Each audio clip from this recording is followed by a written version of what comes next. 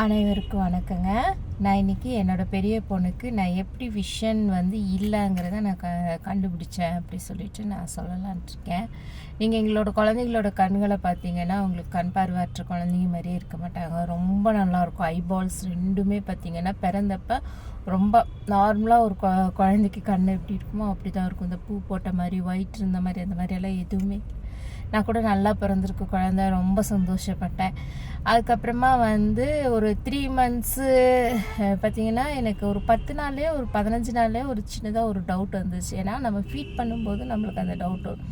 குழந்தை டைரெக்டாக குடிக்கிறக்கும் நம்மளை தேடி தொலாவி செஸ்ட்டு வச்சு குடிக்கிறக்கும் நம்மளுக்கு நிறைய டிஃப்ரென்ஸ் தெரியும். ஸோ நான் அதை வச்சு நான் கொஞ்சம் லைட்டாக டவுட் ஆனேன். அதுக்கப்புறமா இந்த பொம்மை பிடிக்கிறது, தொட்டில் போடுவோம். குழந்தைகளை தொட்டில் போட்டால் முழிச்சிட்டு இருக்கிற குழந்தைகளை தொட்டில் போட்டால் குழந்தைங்க அழுகும், அந்த திரையை விலக்கி பார்க்கும். ஸோ எங்கள் குழந்தை அந்த மாதிரியெல்லாம் பண்ணவே இல்லை. அதில் தொட்டில் போட்டோன்னா அது யூரின் போய்ட்டு தொட்டிலே தான் இருக்கும்.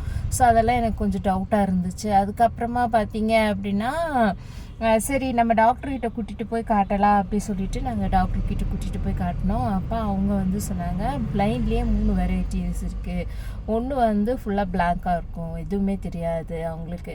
ரெண்டாவது பார்த்திங்கன்னா இந்த ரவுண்ட் ஐ மூமெண்ட், இந்த கண்ணு கருவிலி சுற்றிகிட்டே இருக்கும். அது பார்த்திங்கன்னா இருட்டு வெளிச்சம் 2 மட்டும்தான் தெரியும், வேறு எதுவுமே தெரியாது.